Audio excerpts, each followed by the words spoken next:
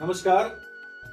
Radio Narad 90.4 FM से RJ Nilkanth.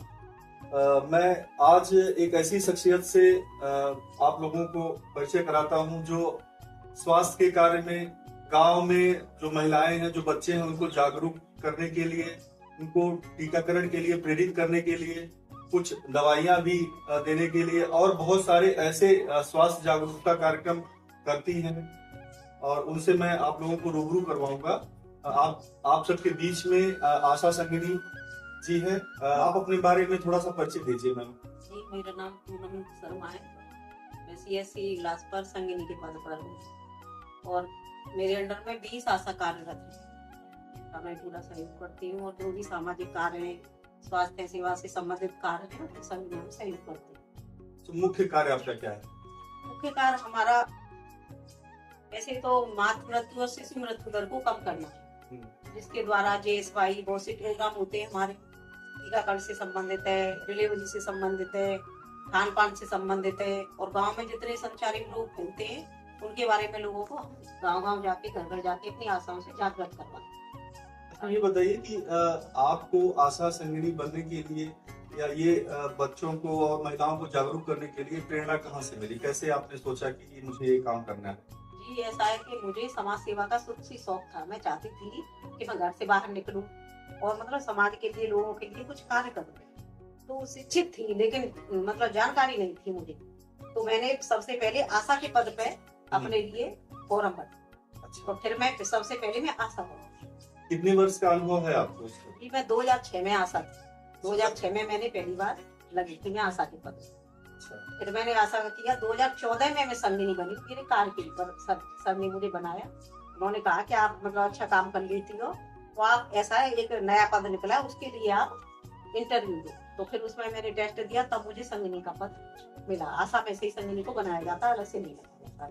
उसमें 10 साल का, 5 साल का कम से कम अनुभव होना चाहिए, तब हमें आशा सहयोगी बनाया।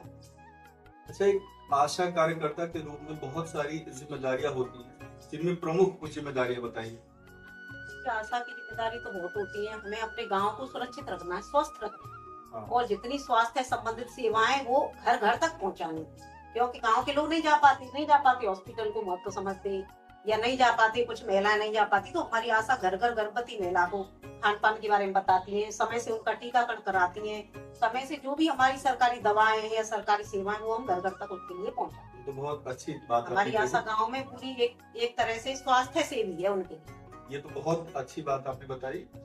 अच्छा, गांव में अक्सर ये भ्रांतियां रहती हैं कि टीकाकरण को लेके, दवाइयों को लेके लोग ज्यादातर बाहरी लोगों की बातें सुनते नहीं हैं और बहुत सारे अंधविश्वास होते हैं।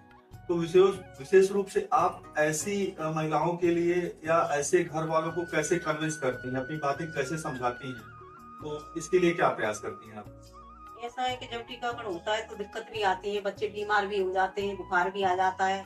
तो फिर हम उन्हें समझाते हैं कि देखिए ये बीमारियों से लड़ने के लिए टीका लगाया जाता है। सरकार हमारा इतना पैसा खर्च कर रही है, आपके लिए घर घर तक टीकाकरण भेज रही है और प्रति आशा को बुलाने के लिए भेज रही है। पहले ये सुविधा नहीं थी, अपने आप लगवाओ तो लगवाओ ठीक है, लेकिन अब हम पे इतना प्रेशर रहता है हमारी आशाओं पे और हम पे कि हमको 100% टीकाकरण कराना है, क्योंकि जो दवा आई है, लाखों की संख्या पैसे खर्च होते हैं, वो वापस न हो जाए, वो वैक्सीन हमारी खुल के खराब न हो जाए।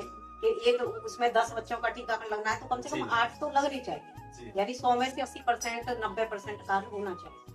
तो फिर हमारी आशा करें, एक बार में लाभार्थी नहीं आता टीकाकरण के दीदी हम नहीं लगवा रहे, हमारा बच्चा बीमार है, ये है, तो बार बार जाते हैं। अगर वो उसके द्वारा नहीं समझते तो हम उनका सहयोग करते हैं कि चलो हम तुम्हारे साथ चलते हैं, वो बच्चा दीदी नहीं समझ रहा है, आप उसे समझाइए, तो हम जाते हैं। तो देखो आप इन बीमारियों से बचोगे, अगर आप टीका लगवाओगे तो बीमारियां नहीं होंगी आपके परिवार में।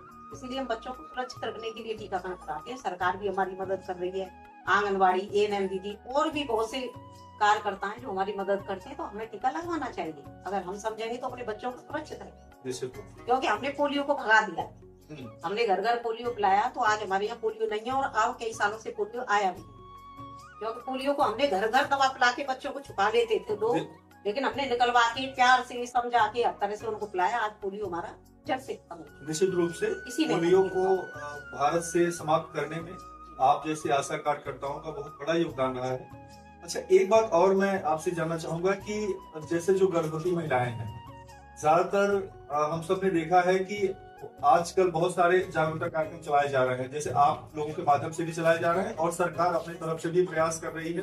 बहुत सारे एनजीओ भी प्रयास करते हैं कि लोगों को जागरूकता फैलाए और प्रसव उनका अस्पताल में करवाएं। लेकिन ज्यादातर ये देखने में आया है कि अभी भी बहुत सारी भ्रांतियां हैं कि गांव की महिलाएं गांव में ही करवाना चाहती हैं और बहुत दबाव रहता है उनके गार्जियंस का, जो घर परिवार के मुखिया होते हैं उनका बहुत दबाव रहता है कि घर में ही करवाइए। तो इसके लिए कि वो सुरक्षित प्रसव हो, उनका एक सही स्वस्थ वातावरण में वो सरकारी अस्पताल या जैसे भी उनकी क्षमता होती है उसके अनुसार वो शहरों में करते हैं, तो उसके लिए कैसा आप लोगों का प्रयास रहता है, क्या करती है इसके लिए? ये ऐसा है कि हम गर्भवती महिला की पहले से शुरू से ही देखभाल करते हैं, उसके टीकाकरण, उसके खान पान, उसकी समय से जांच। विशेष रूप से प्रसव के लिए फिर ऐसा है, हम उसको समझाते हैं कि देखो आप सरकारी में कराओ, हमारी सरकारी में सारी सुविधा है। जीएसवाई का 2000 रुपए का लाभ भी मिलता है और सुरक्षित डिलीवरी भी होती है। जो हमारे स्टाफ नर्स है, हमारे डॉक्टर है, वो ट्रेंड है तो उनके द्वारा अच्छे से डिलीवरी आपकी हो जाएगी, आप जच्चा बच्चा सुरक्षित रहेगी। और अगर आप प्राइवेट में जाते हैं, अंदर में जाते हैं, तो इतनी सुविधा नहीं मिल पाती जितना हमारी सरकार कर रही है आपके लिए। जच्चा बच्चा को बचाने के लिए पूरी कोशिश करती है, समय से टीकाकरण, समय से डिलीवरी, सारी सुविधाएं देती है। तो हम उसको समझाते हैं, तब वो बड़ी मुश्किल से जाती है। कभी कभी ऐसा होता है नहीं प्राइवेट में चली जाती है या घर पे प्रसव कर लेती है। वैसे घर पे तो बहुत कम हो रहा है, क्योंकि हम लोग, हमारी आशा इस तरह से मतलब लाभार्थी को, गर्भवती को शुरू से ही जुड़ जाती है, जो घर पे प्रसव कराती नहीं है, चाहे वो प्राइवेट चली जाए। उनको प्रेरित करती हैं। हाँ, इस तरह पहले होते थे, पहले घर पे हो जाते थे, बच्चे मृत भी हो जाते थे। लेकिन जब से हमारी आशा आई, हम बार बार उसको समझाते हैं, घर घर उसको जाते हैं, तो फिर वो घर पे प्रसव नहीं कराते। अच्छा, गर्भावस्था के दौरान और प्रसव के दौरान तो आपने बताया कि ये सब आप कार्य करती हैं उनकी देखभाल के लिए। प्रसव के बाद भी कुछ समय तक महिलाओं और बच्चों को रख रखाव, जैसे टीकाकरण तो है ही, लेकिन बच्चों और महिलाओं के लिए कुछ समय तक रख रखाव की आवश्यकता होती है, कुछ स्वास्थ्य जागरूकता की आवश्यकता होती है, तो उसके लिए आप क्या प्रयास करते हैं? डिलीवरी के बाद ऐसा होता है कि हम 7 विजिट करवाते हैं गर्भवती। 7 विजिट के द्वारा हम बच्चे को देखते हैं कि बच्चा दूध पी रहा है कि नहीं पी रहा, माँ बीमार तो नहीं है, बच्चा बीमार तो नहीं है, क्योंकि शिशु मृत्यु दर तभी हमारी कम होगी। तो इन 7 दिनों में हमारा बच्चा बहुत खतरे में रहता है। डिलीवरी के तुरंत बाद जब महिला 24 घंटे के बाद उसको घर पे पहुंचाया जाता है, तो घर पे हम देखभाल कराते हैं, उसे विजिट कराते हैं। हमारी 7 विजिट होती है, तो उन विजिट की हमारी डेट बाय डेट होती है ये विजिट, तो उस विजिट को हम कराते हैं। उसमें देखते हैं बच्चा बीमार तो नहीं है, बच्चा दूध नहीं पी पा रहा या माँ तो बीमार नहीं है, तो तुरंत हम 108 102 एम्बुलेंस बुला के उसको रेफर करवाते हैं अगर वो बीमार हो। जब हम उसको बार बार देख रहे जाएंगे तो हमारा बच्चा जच्चा सुरक्षित हो जाता है, और जो हमारी सेवा है वो हम देते हैं, और जो हॉस्पिटल लायक है उनको वहाँ पे रेफर करते हैं।